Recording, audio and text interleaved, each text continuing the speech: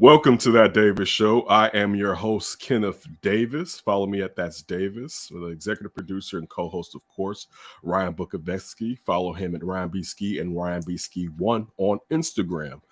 We got a lot to get into today. We got a nice off top of a former Bears quarterback that coaches at a larger university that kind of dabbled or dangled or went to Minnesota, then went back home. He stuck his leg out, then he took it back. We're I guess Wolverine over Skull. We're going to talk about that. Exactly. We're going to talk about Jim Harbaugh. We're going to talk about the Bears' new hires. We're definitely going to talk about the Bulls even being injured, getting back to number one in the Eastern Conference. And Ryan's off top. Maybe it'll be around some MLB stuff. So let's jump and dive totally into it. But before we do that, with Vegas Ryan, we have to know what's going down in Vegas, what he's been up to. First of all, you said you've been working out. Are you working out at home or are you going to a gym? Going to a gym. LVAC, Las Vegas really? Athletic Club. Okay. Yeah, pretty good gym. It's a little weird. There's like the mask and the unmasked. So it's definitely different, I guess, than Arizona, where it was pretty much unmasked at all times with all people. But besides that stuff, LVAC is pretty nice. Enjoyed a lot. I still need to go in for some of the perks that I got with the old membership. They do a full body scan, and they can even tell you like your cholesterol levels and all this stuff. Okay. So is this to get your BMI? Yeah, all that stuff, all your measurements. I'm going to go to the combine, basically. I'm going to get the shorts on. So are you waiting to get in shape before you get your body mass index? Or how are you doing this? I think I wanted to do a healthy compromise of that. I didn't want to do it when I first signed up. I think I want to do it, though, before I get too into working out. So I like have this baseline, and then you see the improvement. It kind of like motivates you to keep going type thing. Okay. But I also didn't want to take it so soon where the numbers would make me so upset that I'd have to go on a binge of eating. Speaking of binges, I know you said that you've been doing a lot of DoorDash, but last time we chatted, I believe you were planning on going out last weekend. Did you go out and did you enjoy the Vegas street? Yeah, I did go out a little bit. I'm trying to remember exactly what I did. I think it was just out on the strip, kind of just taking it in, because you can always just people. Oh yeah, you can always just people on the street. What's the weather? What's the weather right now? Because it's still kind of cool. Yeah, like it's been crazy windy, which is really weird. But like, I mean, you're talking max 50s right 50? now. As I say, and then with that wind, like yesterday it was kind of embarrassing. I went on a walk. I had as much like layers as Chicago on, and I was like, "What am I doing?" I was so I had the fleece on. I had this sweatshirt. I had a jacket. I needed the hood to cover my ears. Had to wear shorts under the pants to keep myself even warmer. 2 pairs of socks. Yeah, it was bad. Wow. Yeah, we just been shoveling here. So that's the workout. So, okay, let's get to the date life. How has the date life been for the Bachelor of Vegas, Ryan? It's been pretty whatever so far in terms of like people I've been interested in, but it's a really interesting scene overall because like if you are, let's say, at all on the dating apps, or if you're talking to anybody, a lot of times what they want to know is, are you an out-of-towner or a Vegas local? Basically, if you're an out-of-towner, if you're not looking for like a hookup, you're just like, get the hell out of here. So it's like the Vegas locals are like together going through the dating world, and these out-of-towners like try to almost like slip through the cracks or like climb over the fence sneakily, and like you don't mention the out-of-towner thing until you have to, until you're pressed. So a lot of the Vegas locals, it's like one of the first things that come out of the back. Do you live here? Do you live here? Do you live here? Like they have been through the routine and the wars, so they are ready to go. What part do you live in? Yeah, it's interesting. So is this become your first question? No, not for me, because I'm savage like you doesn't care. I want you to And on leave. top of it too, I'm a Vegas local, but I'm also not, so I'm kind of playing both sides. I'm like a double agent. Okay, okay. Good stuff. So wait. Where now that you've been there for a little bit of time, and it's not like it's your first time in Vegas, when you start to date, let me give you a couple scenarios. A first date you want to impress somebody, where would you take them? Ooh, good question. Um, well, I told you about that one place I went to, top of the world with the worst steak ever. It's a Yeah, great right. date, except for the food because of the view and everything. Um, I'd probably pick, just some of the restaurants near the strip because there's tons. It reminds me of like Chicago, River North kind of area. There's just a lot of different like clubby kind of scene, but a lot of like hip new restaurants. So it'd probably be somewhere on the strip or Fremont. Okay. And if you just wanted to hang out with a date, where would you go? Hmm. Hmm. Well, the casino would be up there for Right. sure. Casino is a good one because you don't have to put H- much down. You get those drinks flowing. True, but how much can you talk while you're game? I mean, I guess you can if you're on the slots, but it's like you're over there, I'm over here, and who Well, knows see, if one that's of the you. key is the Uh, slots. You got to do slots specifically yeah. because, like, on top of it, if some chick is taking me to the table to gamble, I'm in trouble right away. I can tell you that right now. Now, is that because you don't gamble at the table? Because I'm not. Right. I don't I'm not gamble at the efficient. table. I wouldn't either. I believe I play Pokino. Maybe I forget what I play, but that may be the only thing at a casino I've ever played at the table. I I guess may I have would played do 21. I may roulette. have played blackjack. I've never played roulette. I don't believe Roulette so. roulette's a good table game if you wanna go with that, because you don't have to put much down, and you could just sit at the table, and you can really, like, stretch out your gambling. It's not Hmm. like the blackjacks, the pokers, it's like ante up, okay, who's gambling? You're putting all this money down, and it's going really fast. You could put down, like, just a handful of dollars on any given Russian roulette round, It's and Russian then you roulette. or no, sorry, roulette. I don't know where the Like Russian came from. what in the world type of games are That's a you great playing? table game. Whoa, Wait, I whoa. thought we were going to the casino. This is a gun shop. What's Yeah, I'm happening about to here? say what? No. All right, all right, But the other good thing with the roulette, you could just bet red or black, and you got a right, 50-50 chance. right. All right, cool. So that is this segment from Vegas, Ryan, and what's going on. What are you about to Wait, say, hold Ryan? on. How's Chicago going? I hear there's a lot of snow. You heard right. It's man, I was so exhausted. My sweats were wet yesterday Now, are from you a shoveler waiting until the snow absolutely ends, or are you going in shifts? depends.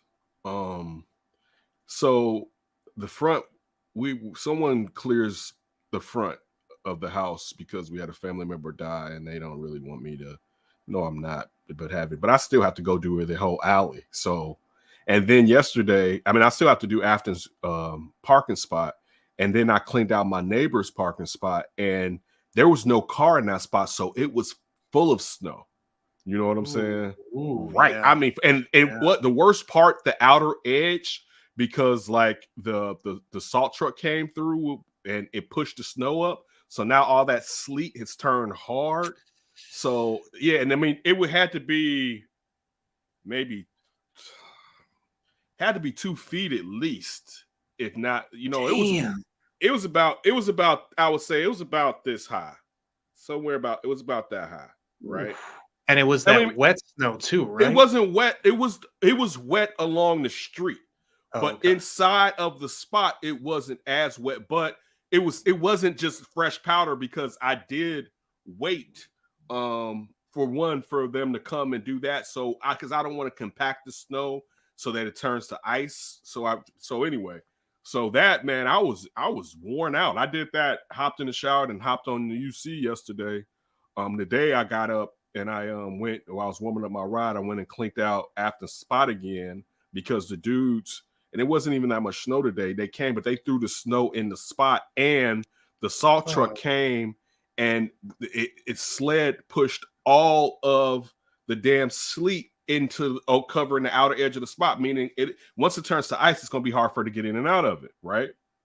So I'm warming up my ride. I clean all of that out. I leave. I go get my kids. I come back home, right? Just so happens I open the front door to look, and all of the sleet is back covering the spot. Damn salt truck came through again. Oh. So now I'm like, and now I'm not even, because I got like a sweet shovel in the garage. It's got like that bend on it. So you don't have to dip as low as you used to because of that. Like that bend itself is like extra help with you when you're doing it. But we have just a regular shovel at the front of the house. So we have 2 shovels. So I had to take the regular shovel, and I'm like, I'm not going to put my boots back on because my boots are drying. I grab a pair of old Nikes, and I go out there, and it's heavy. I mean, it was about this high, but it's all water. It's slush. Yeah. It's slush. Yeah, it's heavy as shit. Right. Yeah. So I had to push all of that back. I tried to push it further because I'm just trying to get people to ride over it to get it really down. So she could so she could just pull straight in and pull straight out. So that was my day today. But that's okay. Chicago. I got a follow up to that. Okay. When do you let the boy take over all that stuff? That is the heart attack. You don't want to do that. You don't want to do that, right? Hold on. Give me a second.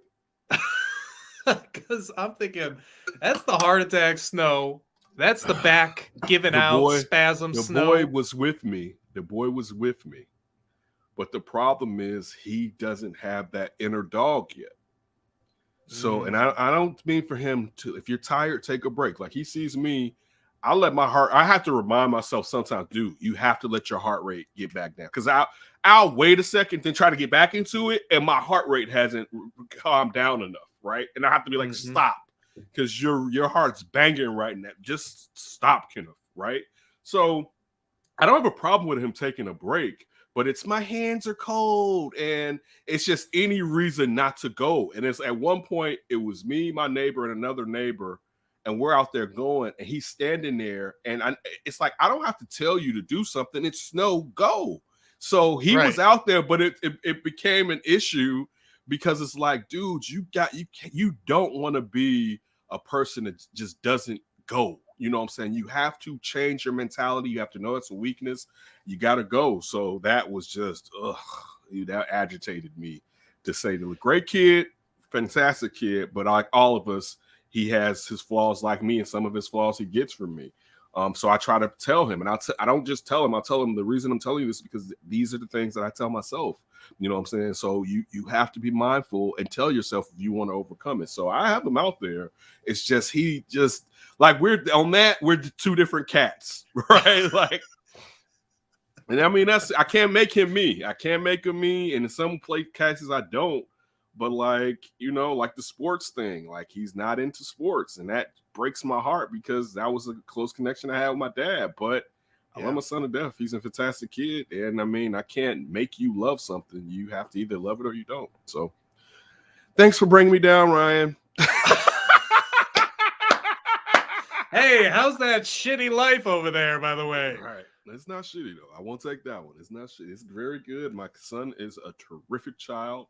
But again, perfect. It's just, and I lifted you up right at the end. We gotta go. You gotta go hard. You gotta go hard. But anyway, let's jump back into the show.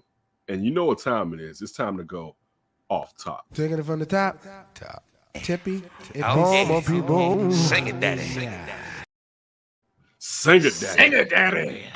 Shout out to Red and Meth. Listen, there's a little bit of dalliance in Minneapolis, Minnesota, the Twin Cities. That shall I include St. Paul also. And it's funny, and now it didn't come out kind of how I was thinking, but I was thinking the day before yesterday that Jim Harbaugh was probably going to pull something like what he pulled, to be honest with you. I was like, you know what? I bet his ass go back. But I was thinking, and it hasn't been reported, so I'm going to go along with how it's been reported.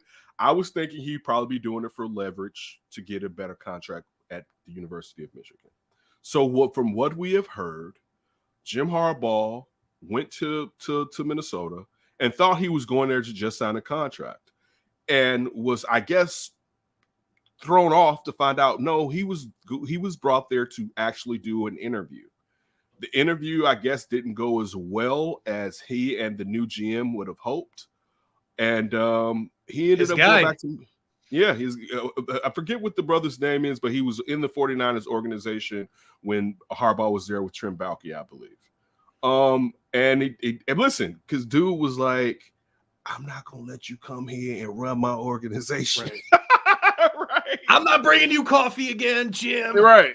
So Jim Harbaugh was like, so listen, when I want so-and-so in this. Kwesi Adolfo-Mensah. Okay, Kwesi Adolfo-Mensah. Thank you.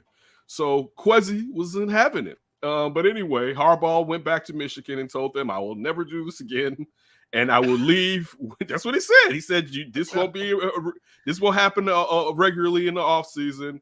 And I will leave when you guys don't want me here any longer, which again, I think they're a match made in heaven. It's a coach that can get you wins at a school, a legacy school that it's not as easy to get victories as it was back in the days. Right. He did it at Stanford.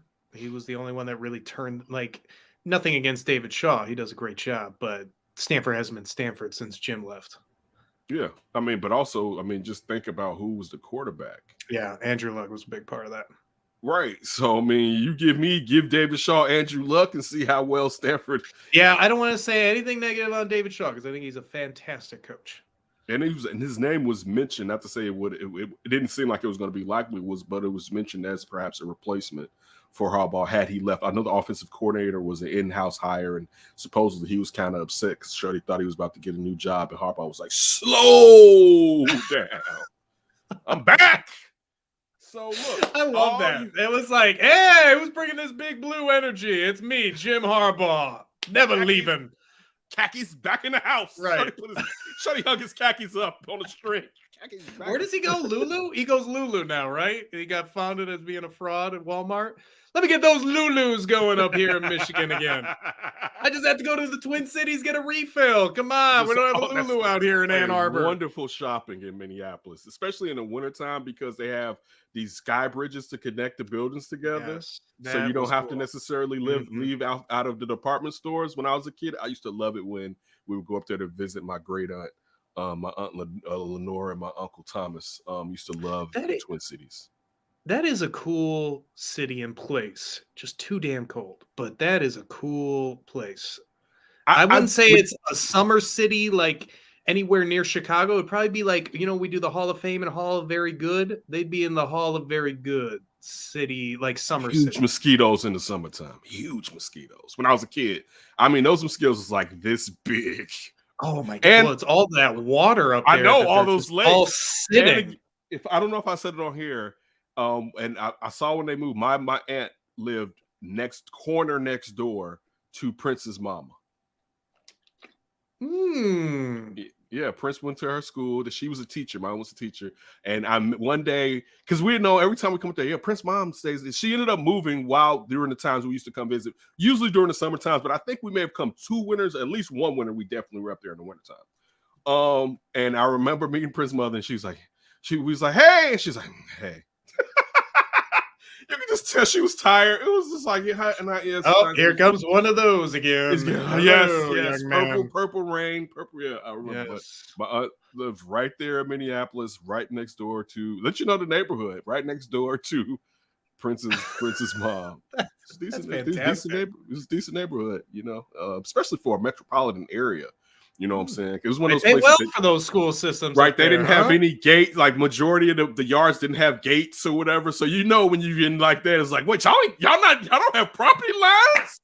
You're not stopping people from just walking through your yard? What are you doing out here, right? What are we out in the middle of nowhere, rural America? Like when I used to visit I had another one of my great aunts. She lived in Delavan, Wisconsin. And we used to visit her. And you just run through the yards, and you was in somebody else's. They had a nice big yard, but you being somewhere, and like you grew up in the city, you're used to gates. Not to say we didn't hop the gate and get in your yard, but you were used to gates. But that was my story about Minneapolis, Minnesota. But getting all the way back to Jim Harbaugh and his little shake it, baby, shake it. Boy. And not to say that had it been a situation with the Bears, perhaps he would have taken his job. But going off of what happened, one, the Bears. What is the noise? You getting Did a you hear Zoom that? call? Yeah, sounded like a Zoom call. I don't know. Is that my phone? Bong, bong. Actually, I no. don't What know. is that? That's I something heard else. something went whoop. I don't know what the fuck is happening. But look, Jim for all the Harbaugh's ears are burning. Exactly. He's hearing this. all the Hey, Bears Ken, let me give it to you fans straight. that were so, and you've known from on several platforms when I've been like, I'm good. I think Jim Harbaugh. Look, would I have hired Jim Harbaugh? Yes. Am I good off of not hiring him? Hell yes, because I did not want to give him the type of contract to make him leave a program like Michigan, which basically will let him stay there, especially if he keeps winning 8 to 10 games every year for perpetuity until he He honestly goes needs out. to make like what, a couple more playoffs, and they're just And gonna that's give him, it. like, Beat a Ohio lifetime contract. and beat Ohio State once or twice in the next 5 years, and he's good. So if you to give him, for you to make something so appealing for him to give up that security, you're going to have to provide him with extra security. And in that situation, I don't think I said it before. Bill Belichick, Bill Walsh, the rest of these guys, I wouldn't give it to Mike Tomlin. I wouldn't give it to Mike Tomlin. You know what I'm saying? Like, He'd I probably don't be the top candidate in the NFL for that, right? If you He were would be going to give it, maybe, but I mean, again, he's been in the AFC Andy. and he's had the Patriots to run up against, right? A lot, right? But still, no, I wouldn't give it to. And first of all, I think if Patrick Mahomes wasn't there, Andy Reid is close to leaving. To be honest with you, so I don't want to be in a situation where he leaves me high and dry. But I guess I could get out of that contract, perhaps. Well, I don't know how the language is as far as he retires during and how much, if any, I would have to pay him. But I don't look. Andy Reid has won how many Super Bowls? One. Mike Tomlin has won how many Super Bowls? Is it just one? Yes, it's one. All right, it's one. It's one. I'm not paying you up close $8 to $10 million a year and giving you 7 to 10 years of security, and you've won one effing Super Bowl. It's like and the Jim John Harbaugh, Gruden. yeah, Jim Harbaugh hasn't won one, and John Gruden won one with Tony Dungy's team, Right. playing against his old team. All right, Right. do you like? No, like, do you like when you like? Listen, case in point. And even though he had been going and he had been doing NASCAR, I get, and F Daniel Snyder, but I get Daniel Snyder giving that team to Joe Gibbs. Joe Gibbs won 3 Super Bowls with 3 different quarterbacks, I believe, as the Washington football team's head coach. That's like when you get to 3 Super Bowls and more, then let's start talking. You know what I'm saying? And again, he had been there before. Now, he had totally left football, so you don't know really, and the football had changed since Joe Gibbs had left, with Joe Gibbs racing, so on and so forth. But I get it. You know what I'm saying? Why you would give that to him or whatever. But most of these guys don't deserve that. And you're putting yourself in a situation where you're going to be waiting out his contract to where it's to where it doesn't hurt you enough to get rid of the coach is what I'm trying to say. So you're going to wait to the last 2 years. You're not eating $50 million. Thank you. You're not going to eat $50 million. We're going to defer the hell out of it, but you're not eating $50 million. So it's just a situation where it's just like, you know what? I don't want to get into that with you because, one, I don't even think you deserve I don't think your history is commensurate with that salary and that length of contract, in my opinion. What about, let's say, because I don't disagree with anything you're saying, but I wanted Jim Harbaugh. I'm okay with them not getting Jim Harbaugh. What if he did go to Minnesota? Is that a black mark on the Bears? Is that something where it's maybe different in your mind? No, because I think one, that deal was going to be crazy. And I would have looked at Minnesota like, all right, so now I would compare with the Bears' success to them. All right. But what I would do, because I mean, he's a good coach. He's a real good coach. So even with Kirk Cousins for a year, you think he would probably get some success over there, simplify the system to not perhaps put the ball in his hands in certain situations, perhaps run the ball with Dalvin Cook at the back, and then try to coach up Mond and so on and so forth. But I don't think they got something where I'm really that afraid or worried. So if the Bears with Ryan Poles and Matt Eberflus were on the same level, if not better, No, and I don't know. I'm not saying like I don't know what's going to happen with the Bears. Right. Ryan Poles, but both of those guys, in full disclosure, when the day before, 2 days before Ryan Poles was hired, he made the most sense to me. When look at everyone's resume that the Bears had as a finalist and who they not even as a finalist, who they had brought in. It was like, you know what? It makes more sense to go with the guy that's been in Kansas City. Look at Kansas City's success. Then you found out that he had been there for 3 general managers. It was like, all right. And I didn't even know finalist for like 4 jobs, including one last year. And I didn't even know he's a brother. All right. It's like, all right, I like that.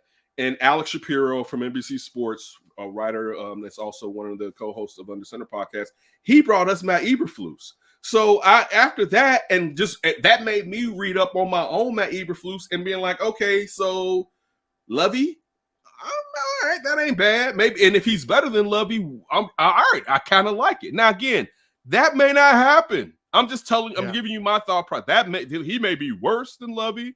It may not happen. We will see. But I don't think the Bears. I do think, and period. Ryan Poles should have, even if he was going with Matt Eberflus, opened up more slots for coaching interviews, just for the look of it. And people would say, well, maybe he would say, well, why do it if it was just for the look? Just because you're setting the tone. If you especially, I mean, like you people around the league, you don't have to be in Chicago to know what's going on in Chicago, what's been said and whatnot. You're setting the tone that this is your ship, all right? And and I think you needed to do that.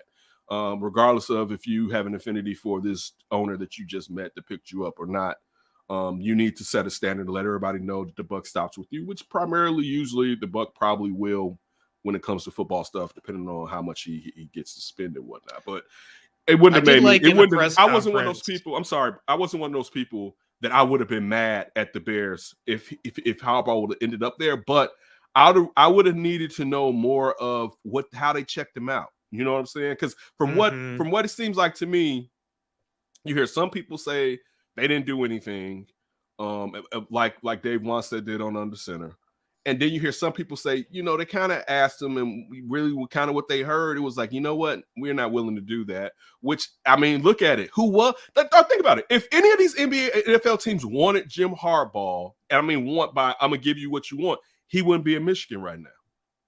So what did they tell us?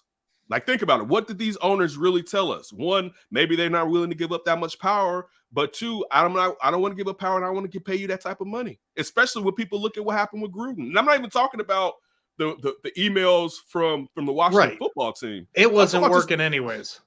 It was a shit show. Like, let's just be honest. And I'll stand by. I don't know how that team would have ended had he been there all year. And most people would say, well, clearly he made the Bears look good. I don't know if he would have done better. Bears look good. I don't know if they would have been better. So, I mean, do you want to step back into that situation? And look, Harbaugh, and again, I don't think it would be long for him to readjust compared to Gruden, because at least he's coaching still. But to think he hasn't coached NFL football in 7 seasons. Yeah, and I think it was also kind of a perfect storm against him, because, I mean, who were the places that would pay that money? The Raiders. They just have to eat a contract for John Gruden. They're not going to do that again, probably. I mean, you figure maybe Al Davis or the junior, because he's crazy. Mark Davis. Yeah, Mark Davis. But it was kind of obvious, right, that they weren't going to think about what they had to give Josh McDaniels. Josh McDaniels, they had to buy that dude. I'm think sure. About it. I'm sure. That Josh McDaniels contract can't be light. It can't be light. No. I would like to know. It was probably light compared to that Jim Harbaugh that they're like, give us that second option there. Right. And then what's the other place? Miami. If Stephen Ross was all real that he doesn't want to lure in his faithful Michigander head coach, because he's the biggest booster there at Michigan, there wasn't too many other spots that were going to write out that type of check. Right. So again, to me, it's just funny. For everyone that was making much to do about nothing when it came to Jim Harbaugh. Well, I definitely felt the relief when he said, I'm going back to Michigan. I was like, okay. And Kevin O'Connell can be great. Maybe he won't be. Who knows? But it was just, I just would not have liked, and I'm with you. It doesn't mean anything, because Matt Eberflus could be better than Jim Harbaugh as an NFL coach. We don't know that. it's a hard bar for him to really like actually attain, because Jim Harbaugh has been to a Super Bowl and had a ton of success with the 49ers.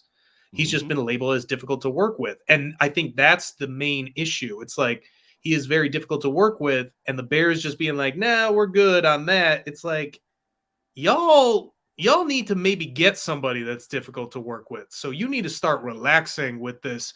I need the perfect candidates that I feel safe to leave my office type thing. Like, that's part of the reason why you've been losing for a long time.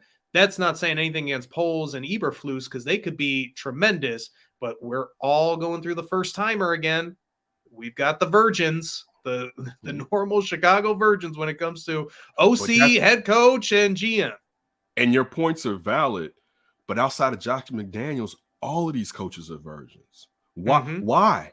And I mean, that goes into, if you check out, we did a real deep dive on Under Center about the Brian Flores.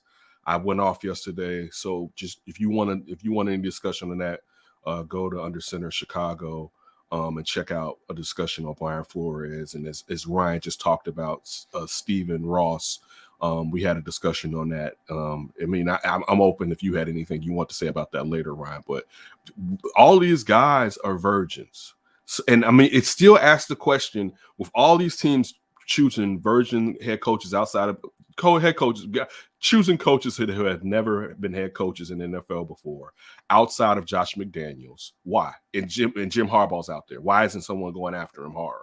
And I also think these people, and the same stuff we've heard about the Bears, probably they kicked the tires and they didn't like what they were hearing. It was like, that doesn't sound like appealing to me. You know what I'm saying? What I have to give you in order for you to leave there.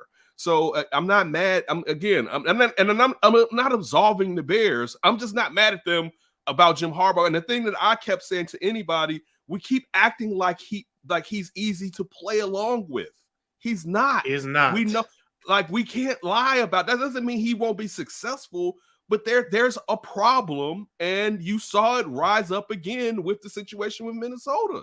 So even though he was a guy that if he wanted to come here, I was down for it. Don't get me twisted. But as far as going all out and being upset with the Bears about it, I wasn't going to do that, because Jim Harbaugh has warts. I get it. He used to play for the team. Okay, that's cool. That's sweet or whatever. Yes, I did want him back when he was at San Diego State and Stanford.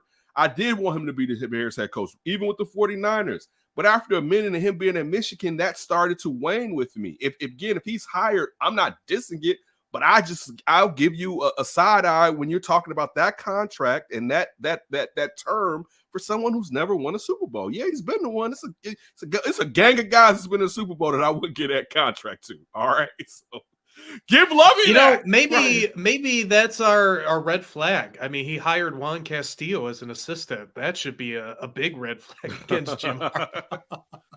So, dude, for me, that was just I was good. Like, if he ended up in Minnesota, I knew I was gonna have to talk about it often, and it would be thrown up. But in my head, I prepared myself to be like, okay, because I'm ready to see what happens with the Bears. Right, that's kind of where my mindset is. It's like, I'll tell you, when I get a new car, like when I shop for vehicles, and I haven't had a new car in a very long time, but when I was back in the days, I used to get a new car a little bit often. All right. And when I shop for vehicles, I go and get all the materials and try to find out who's selling what for what's the values and all of that stuff, right? Just stock up and read. As soon as I get that car, I don't pick those things up again, right? Like, because I don't even want to, in my head, think about, man, I want this car. No, I have this one. I'm not even putting that. So even with the Bears right now, they're locked in. I want to see what happens, right? So that's where my mindset is right now. So with the Harbaugh thing, I had kind of, for me personally, I had kind of moved off of it. And then to see Minnesota pop out, I told you the day before, I thought he's pulling the fast one. And he pulled the fast one. Yes, he did. Oh, you're not just paying me a lot of money? I guess I'll go back to Michigan. Right. Interview over. Right. I want to see that mic drop. You have fine china on this table? Sprint. Hey, Quezzy, be a deer and get me another coffee like back in the day.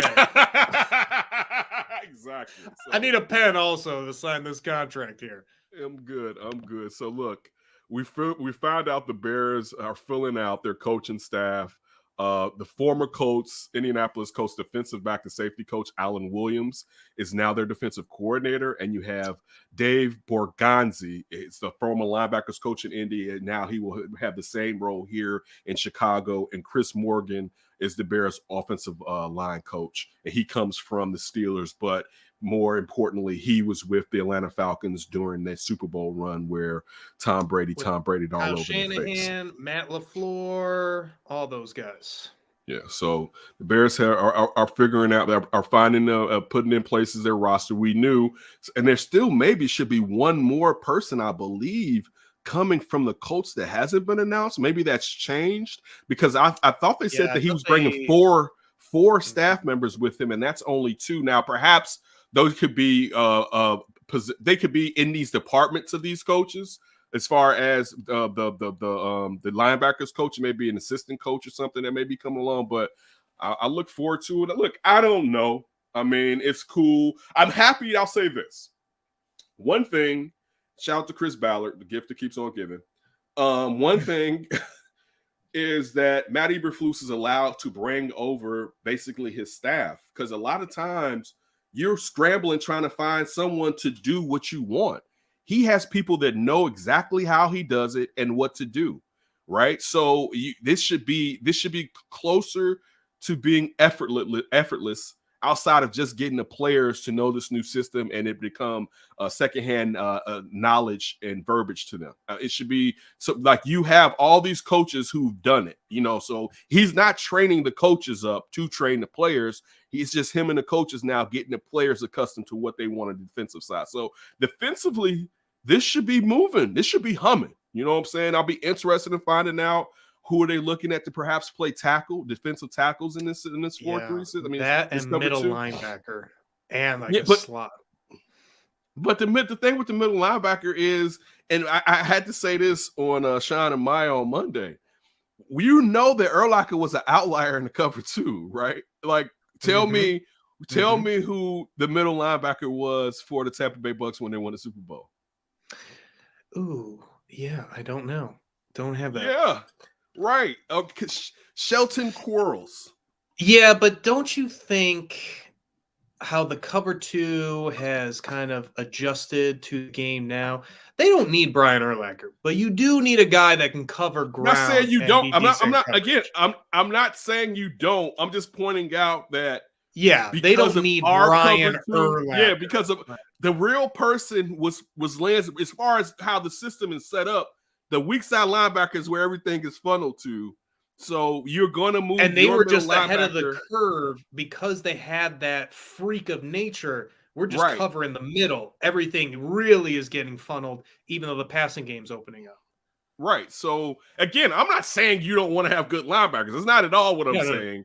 I'm just pointing out. But you don't need to, trade up to the top 10 to get your Brian. You don't need to. No, your linebacker that's most important in the cover 2 is the weak side linebacker, which we assume Roquan will be assuming that role. That's your Derek Brooks. He's supposed to be your Derek Brooks, your Lance Briggs. You know what I'm saying? That's the most important person on that in that second tier on the defense. You know what I'm saying? So, I look forward to seeing it. I look forward to seeing how about the offensive coaches. What about them? Who are they?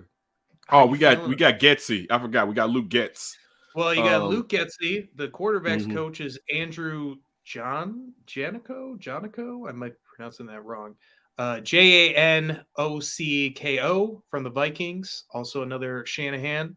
You got Tyke Tolbert, which I'm really excited about, at wide receivers coach. He is actually really renowned for what he's done. And fun fact, worked with Charles Tillman in college at Louisiana Tech? Louisiana, yeah. And then obviously you mentioned Chris Morgan.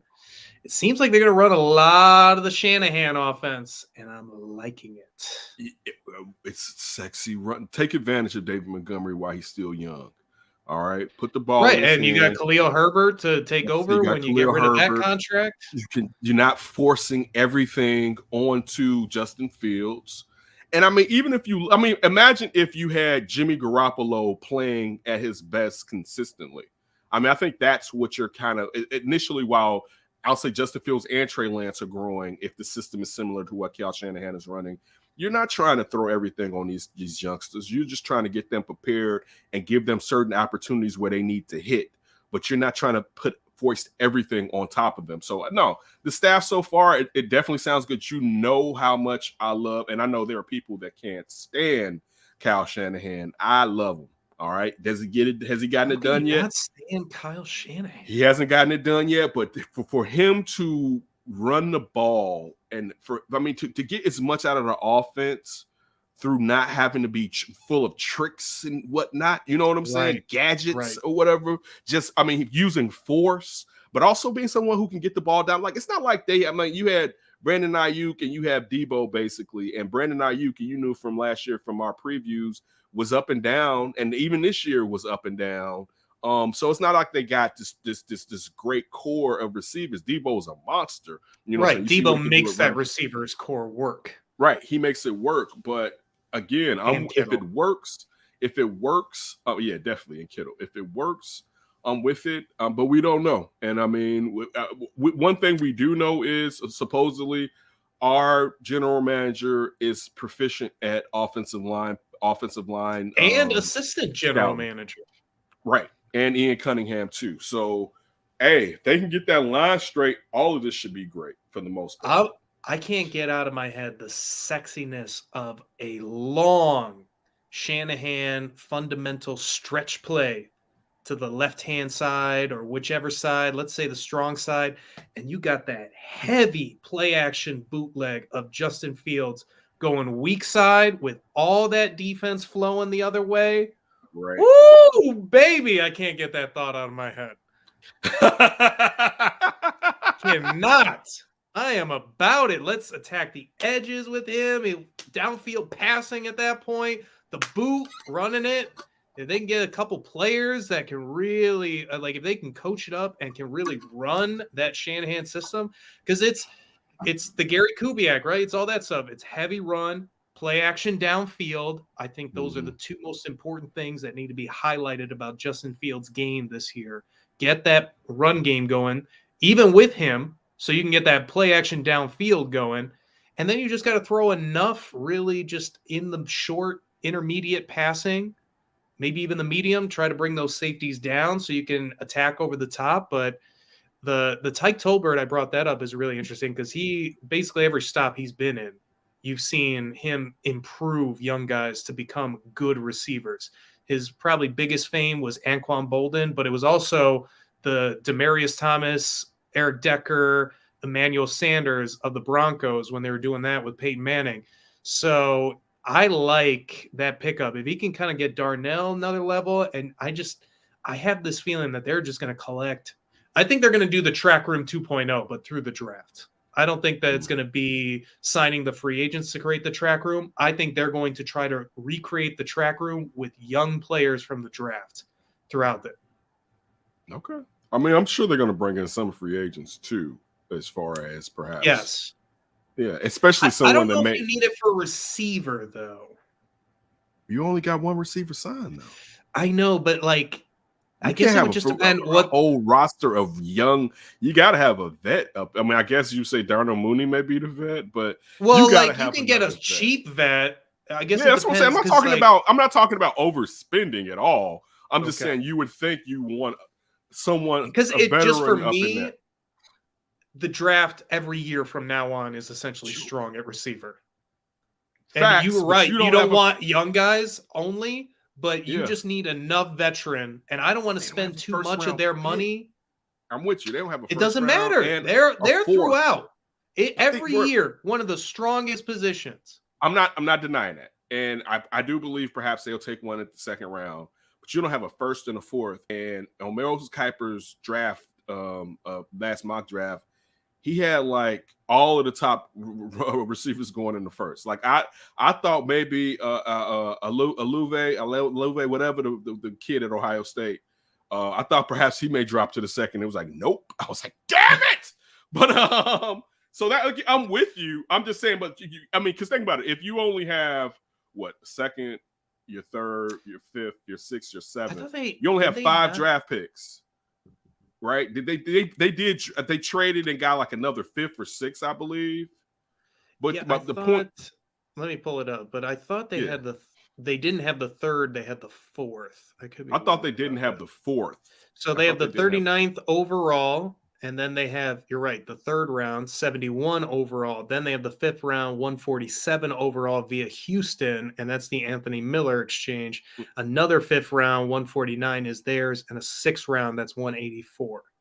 Okay, so you can't go. I mean, that's a lot. I mean, that's only 5 spots to go 3 receivers. You know what I'm saying? Like, dog, well, you're right. Get the veteran. You got Darnell.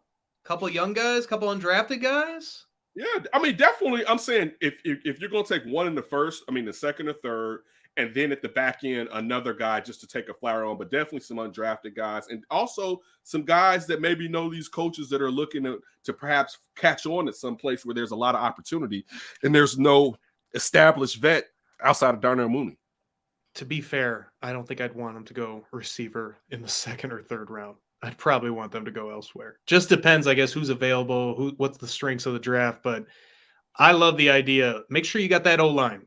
Forget this playing around. 3 technique. Maybe that 3 technique guy. You need that 3 technique. That, because think about it. You don't even hear people, not to say that, it's still not valuable, but you don't hear people talking about 3 technique guys like they were a decade ago. You know what I'm saying? So maybe on top of it, the Colts had 2. They had DeForest Buckner, but sometimes he'd come off on passing downs, and they'd have their speed 3 technique rusher. Right. So again, we'll see. We'll see.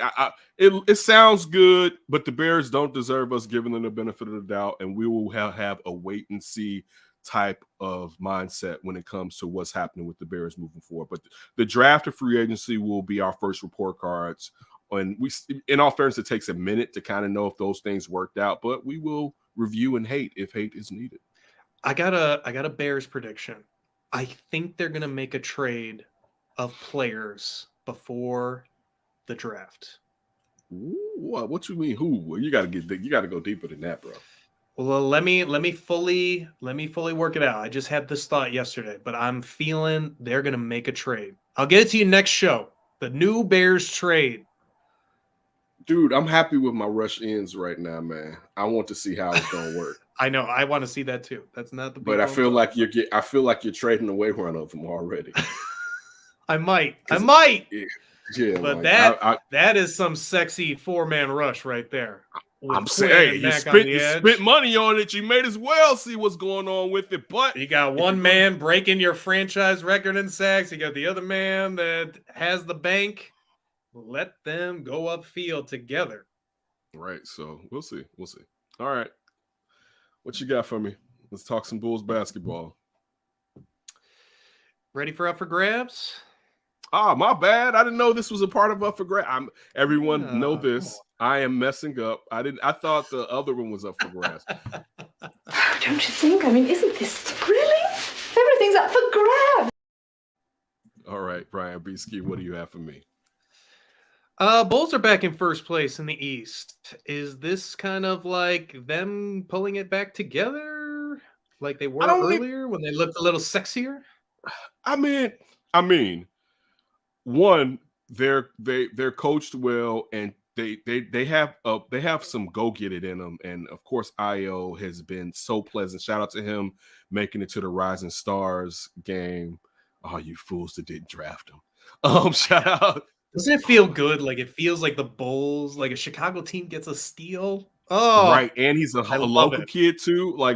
Yes, that it makes you, especially thinking about having a new front office and hoping that they would bring something like this to where a diamond in the rough, even though he's not in the rough to us because he was at Illinois, but how these other people kind of basically didn't really think he was as great as what he is, and now we get to benefit from it as a city and as the Bulls organization. And on top of it too, you trade away all your first round picks, right? For the first round pick, Vucevic and everything, and you're thinking, boy, we ain't getting nothing with this second rounder. And you might got a lottery pick type player. Yeah, he's definitely.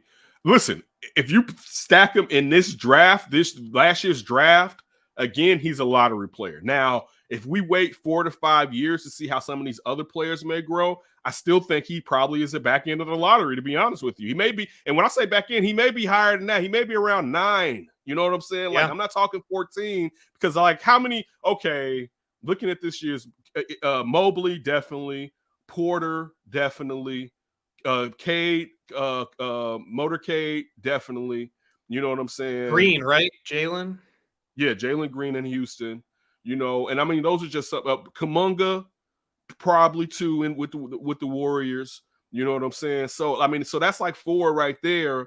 If when it's all said and done, when they redo this draft in 4 to 5 years, he's going to have been a lottery pick. Period. And the Bulls, that's something that we hadn't seen them do, particularly second round, but really since Jimmy is the last time they took a player, and Thibodeau didn't play Jimmy his rookie year, and it took Jimmy some years to really become Jimmy. But that's the last time when we had someone, as of right now, what Ayo is doing, be a late round, a second round or late first round pick, and just turn up all the effing way. But to your point, I mean, the Bulls, I mean, they really set this team up well. The only problem is they got COVID and got hurt, and now they're hurt again. You know what I'm saying? But you look at look at what the Nets are going through right now with KD being hurt, Kyrie and his part-time mess, and James Harden having such an off season scoring wise, you know, and you look at the 76ers who are killing it with just one all-star, but these teams that we were afraid of, you're not as afraid of them. I'm still going to put Milwaukee up there. I'm still going to put the Heat, if healthy, up there. I think the Bulls perhaps would beat the 76ers, but that would be a knockout, drag out. I don't know. It's a bad matchup for them. It's a bad matchup for them, especially with who may probably be the MVP in Joel Embiid if he doesn't get hurt this year, like he did last year when he missed significant games and then went to the Joker. But man, the Nets.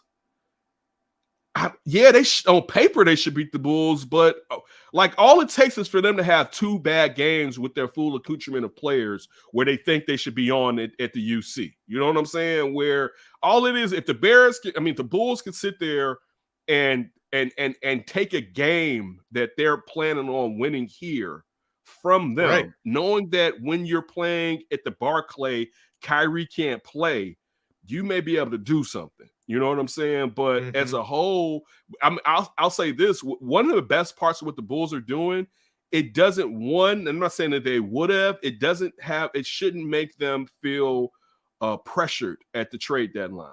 You know what I'm saying? Looking at when you knew, all right, Zach LaVine's going to be out for 5 more weeks.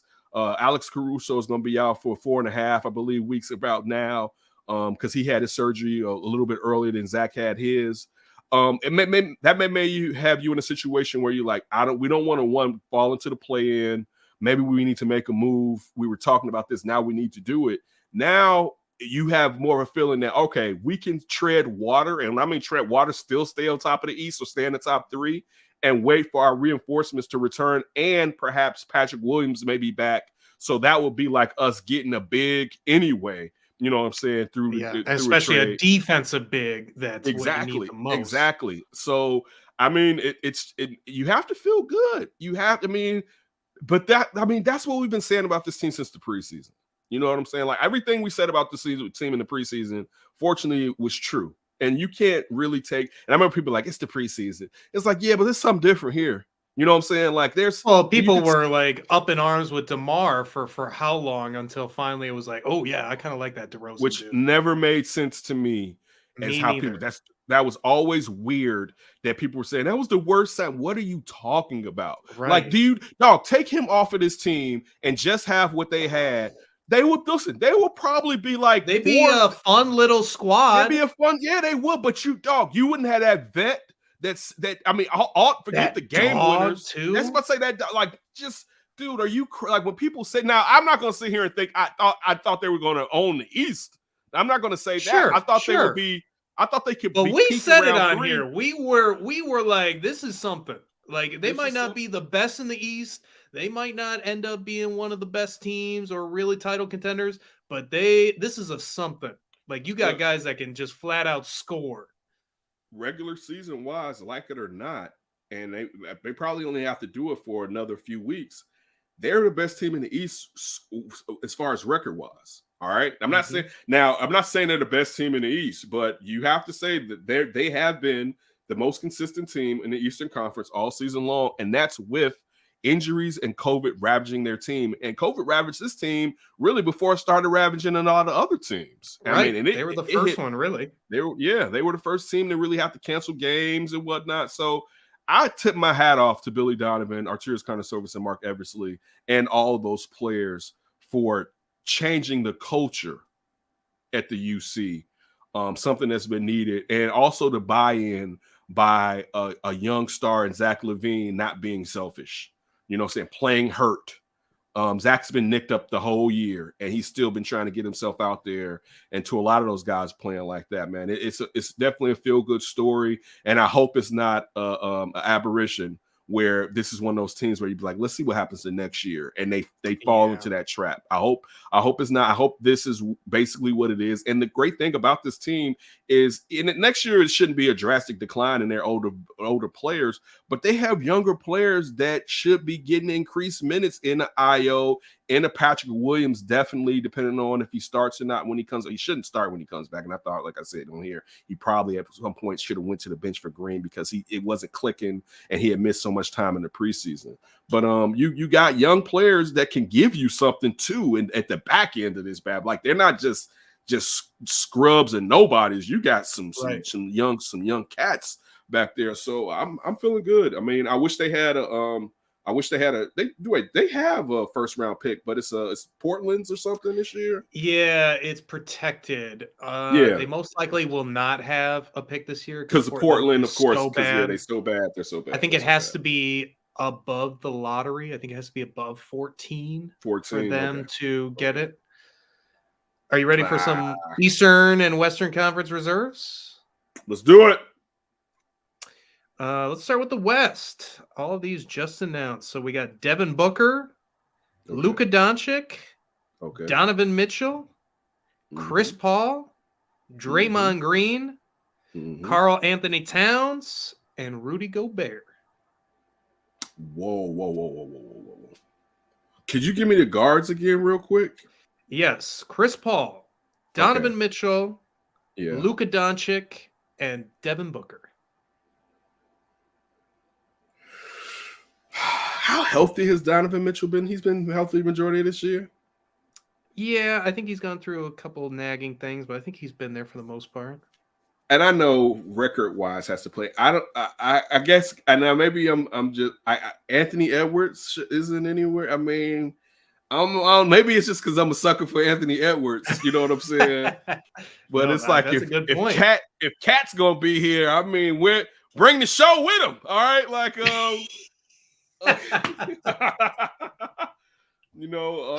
so that okay. That's for me right now. Looking at that squad. Because Ja's starting, so I don't have to worry about saying anything about him not making the team.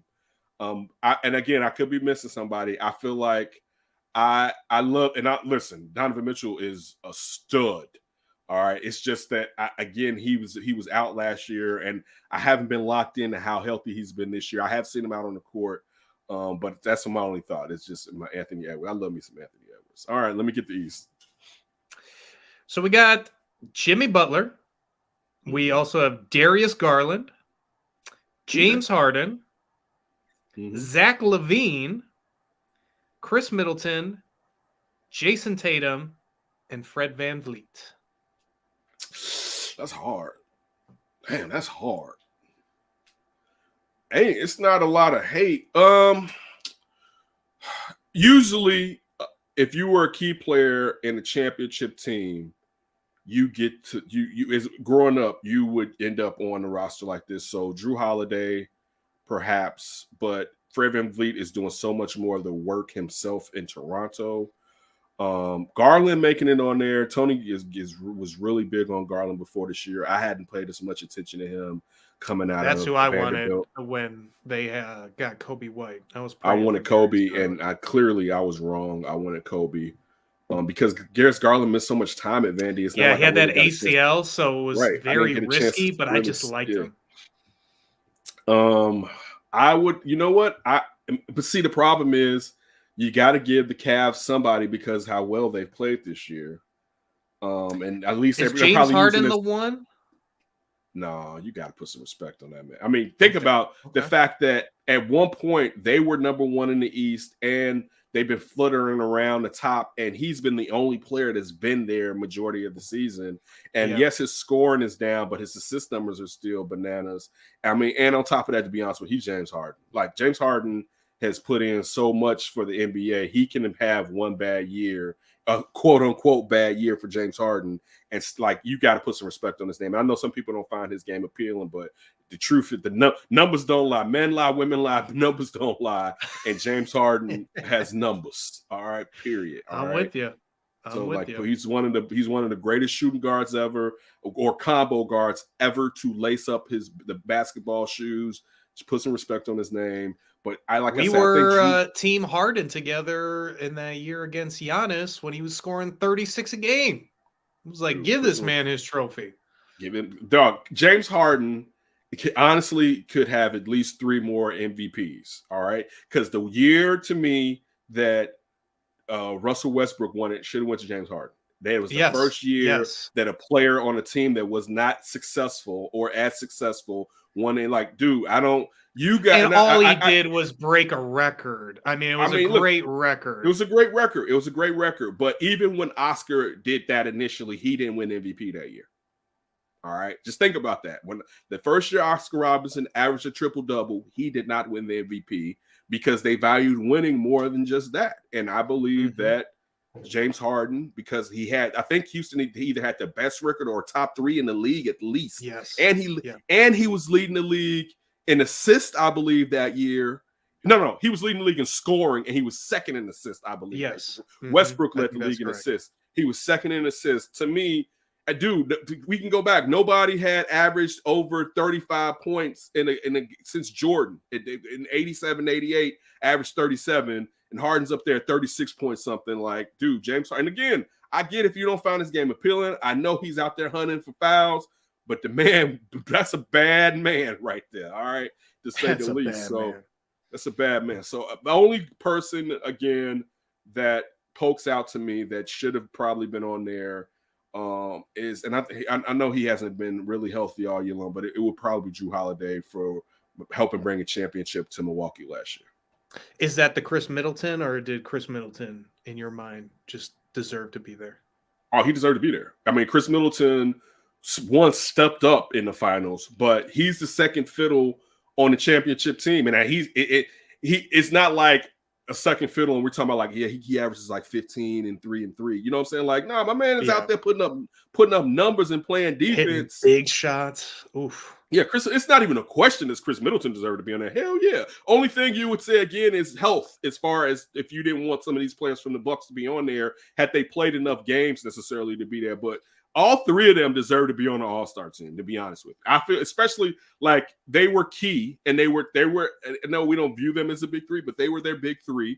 And like, dog, I've seen. If I could tell you about, like, damn, you'd be like, as a kid growing up, like, why the hell is this person on the All-Star team? And it'd be like, because they were in the finals or they won the finals year before. You'd be like, this is a trash All-Star team, and that's how it used to be. Where I mean, if you pulled it off, you deserve to be rewarded. Because to me, to a certain degree, I view my All-Star, definitely it starts at the beginning of the season, but really it's from the halfway point of last year to now.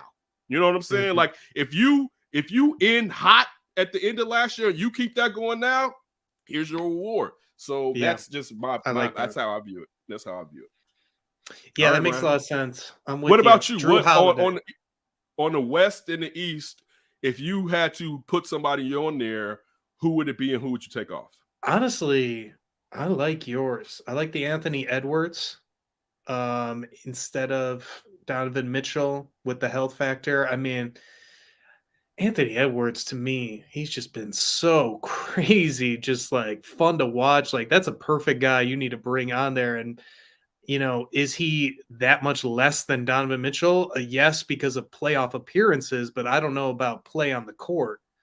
I do really like the Drew Holiday one too. I am so sick of people disrespecting Drew Holiday, and especially when you look at that finals last year. Yeah, he struggled offensively, and it was very frustrating to watch. But the way he was bodying up on defense, like, put some respect on that man's name. And he was still putting that ball. Yeah, and he was assisting, like he was being a true point guard. He just struggled at scoring, but he still gave you a game and enough scoring in the rest of it to get him over the hump. Giannis not letting that thing go to 7. It's like, nope. But in this right now, boy, whoa, that was something. That was something. That was a fun. The only thing I hated about that, it was such an amazing finals. I was kind of hoping for Game 7. As soon as it ended, I was like, "Oh, the drugs go. This is bad. You had to take it. You had to take because you didn't want to dance like that. Yeah, no. The Bucks, I don't think would have won that finals. Yeah, I don't either. You didn't want to dance with them and with that squad, man. So I'm happy. Like now, I'm so happy if Phoenix win this year. Like if I can get, it's nothing better than I could get my player that I wanted to win. I want him to win a little bit more than CP3 last year. He has it in Giannis. And now it's like, man, CP3, get yours. And I'm so happy that Chris Paul is having this renaissance later in his career to where it like in my head, I'm reevaluating the Banana Boat 4. Like I'm like, okay, so Melo, you're here. LeBron's driving. LeBron is at the top, but it's like, I mean, you have to Melo's in the back. You have to put weight on top of Chris Paul, but Chris Paul is really making that harder in a way with how the longevity of his career, and not just longevity, how great he still is at the back end of his career. Right. You know what I'm saying? He's like that little brother trying to steal shotgun. You're like, come on, bro, get the hell out of here. Hey man, dude, it'd be so great for one of the last members of the Banana Boat 4 is still playing, and 3 of them are still playing. 3 of them are still playing, Melo and LeBron and Chris Paul. But Melo's playing at a more limited role now, coming off the bench with the Lakers, and Bron is still a beast to say the least. But for Chris Paul, someone who I feel like we all kind of written off where if you don't do it in Houston, it's never going to work, basically. Right? Like, that's what we said. And then it was like, okay, who's going to get him out of OKC? And then when he ended up with the Suns, the last thing we thought were the Suns were going to make the finals. And yes, there were teams that were injured, but that was still the last thing that we thought the Suns were going to make the finals. And here the Suns are doing it again. I got to just argue with one thing, though, because my bet's going to come true. The Bulls are going to get to the finals. I don't want to see them Suns win it this year. Sorry. Want these Bulls that win that because they get in there. First of all, listen, I couldn't even watch Chris Paul if he beats my team in the finals, right? I'm that type of person. That's a whole dude. I don't even want to ruin the vibes that I have for Chris Paul. I know with him because it would be like I couldn't even appreciate Chris Paul the same way. Especially just how rough and rugged, on top of the skill, how rough and rugged. If he did my team like that, right? He's nutmegging and nut punching guys on my squad. Yes. That's what, I'm fuck the Dodgers all the way because of them beating the Cubs. I can't help it. I love the Dodgers, but I love the Dodgers. They ain't beat my team. All right. So wait till they beat you in the World Series. We're gonna start the fuck the Dodgers club. Full of fucking hate. They take my squad out. No, we're going through San Diego when we win ours. All right, Ryan, what do you got for me? Well, speaking of MLB. They have requested the help of a federal mediator in these negotiations. How bad of a sign is this? I don't know. You know what? I'm not educated enough to say if it's a bad sign. You know what? No, I'll say it's a good sign. What does your gut tell you then? I'll say it's a good sign. And you know why I'll say it's a good sign? Because it's February 3rd. And they're like, instead of waiting, messing around and still bickering back and forth and have not come to an agreement, prior to when spring training is supposed to open up, they're like, all right, let's get somebody in here and try to see if we can fix this. Again, this is the thing too. And I know, believe me, I love off-season baseball. Off-season baseball is probably my favorite sport. It's probably my favorite off-season. Just in general. That's a great question. The NFL draft would be up there for me. But see, that's not MLB off-season. But see, the football draft is like a month You know, because you kind of looking at stuff prior to it. And I'm not, the draft is in March, right? Out? No, Correct? April, end of April. April. But it used to be, didn't it? Did they push it back? Okay, whatever. No, they pushed it back that it's played in May. Now it's back to end of April. But the MLB offseason is from like November to it's literally like after the World Series till pitchers and catchers report. That's what I was about to say. So it's so long, dog, that like look, I haven't turned on Hot Stove in the morning because what news are you going to get? I love watching Hot Stove when you the probably MLB turn it on. It's got the like no network signal, like it's broken. So I mean, I just especially I guess like this too, especially with my team that's looking to contend.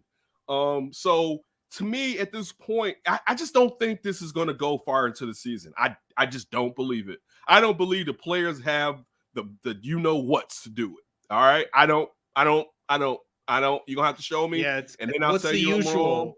When checks are missed, that's when things get done.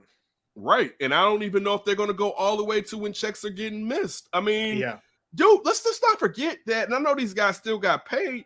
They almost missed the season due to COVID, and it had a shortened season because of COVID. You know what I'm saying? So, those free agents that signed that $1 billion cumulative like deals, they're looking to get that payment done right away. Right, and I mean, let's not also forget thinking about it. During that COVID period, wasn't their money like prorated? They didn't like get their whole. I don't know if they got their whole check that season. I could be wrong. No. It was prorated. Yeah, they had to come to an agreement. That was one of the things they had to agree on. So there's some guys with missing some M's that thought they was gonna have some M's. And on top of that, let's just say if they do things, if they're at the guys that are do signings and stuff, and they make money in the offseason off of that's been down because of the pandemic. So again, I don't know. I wish they would fight for what they want, right? But it's easy for me to say that because one, I'm not in that situation, and two, I don't have to sacrifice what they may have to sacrifice. Yeah, I think for me, I've just had a bad feeling about all of this. It's crazy. Pitchers and catchers are reporting in like less than 2 weeks. If it was if the agreement was reached, if everything was regular per usual. And I'm also just dying. I'm missing that playoff or the baseball hot stove, especially when you saw all those contracts getting signed and the Cubbies were trying to make some noise late before that deadline. Crazy though. But think about it. It's about to be so fun when all these guys have to sign in a matter of weeks and figure out where they're going to go.